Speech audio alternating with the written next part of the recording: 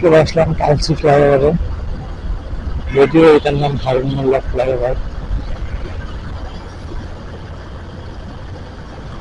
ওদিকে ফ্লাইওভার উঠে ওদিক দিয়ে এই ছবি করতে হলে এয়ারপোর্ট যাবো।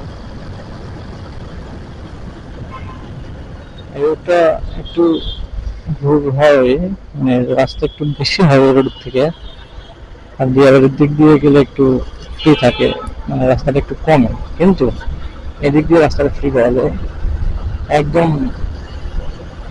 কালসি ফ্লাইওভার থেকে নেমে ইসিবি ফ্লাইওভার উঠবো, ইসিবি ফ্লাইওভার থেকে একদম মেডিসিন গুলির সামনে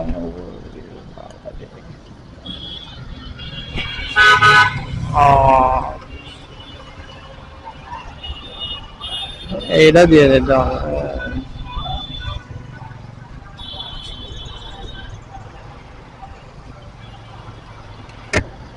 কথা বলতে বলতে রাস্তা করছি ভুল, কারণ এই চুল এই রাস্তাটা যদিও মৃত্যুর সড়ক আমার মুখস্থ, কারণ এখানে আমি দীর্ঘদিন ভুট্টান বাড়ি ডেলিভারি করছি, ম্যাক্সিমাম অনেকগুলো আমি চিনি, কিন্তু আপনাদের সাথে কথা বলতে বলতে ভুলে গেছি।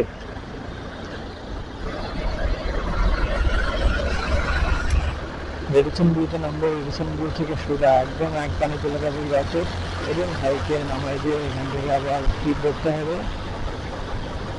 তার থেকে বড় বিষয় হচ্ছে আমার বাইকে তেল নাই, তেল নিতে হবে 2 লিটার।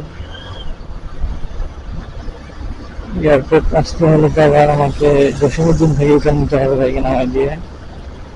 এয়ারপোর্টের আগে একটা পাম্প আছে, পাম্প থেকে আমি ফুয়েল লোড করবো। এই যে হারুন মোল্লা ফ্লাইওভার অথবা কালসি ফ্লাইওভার আমরা উঠে গেছি, এখন নামবো। এই হচ্ছে বিষয়।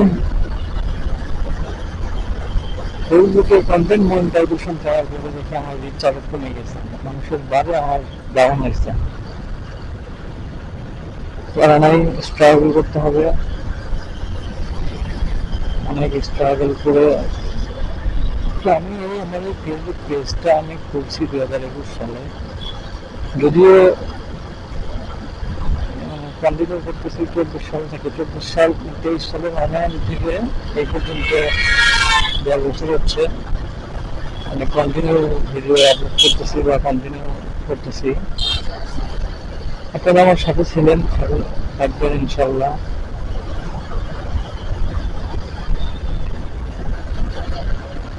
ইনশাল্লাহ কখনো হাল ছাড়বে না, ভিউ হোক রিচ হোক না হোক, হাল ছাড়বে না। আমি আমার মতো ভিডিও আপলোড করে যাবো, কারণ ভিডিও আপলোড করে একটা নেশা হয়ে গেছে এখন। আমি যা দেখতেছি নেশার পরিণত যখন হয়ে গেছে, কিছু আর করার থাকতে পারবে না। ভিডিও বানাবো, ভিডিও বানাবো, আপলোড দিব, দেখি সফলতা তত দূর এবং তত দূর আমি যাইতে পারি কিনা। ইনশাল্লাহ লক্ষ্য যদি ঠিক থাকে একদিন পৌঁছাবই।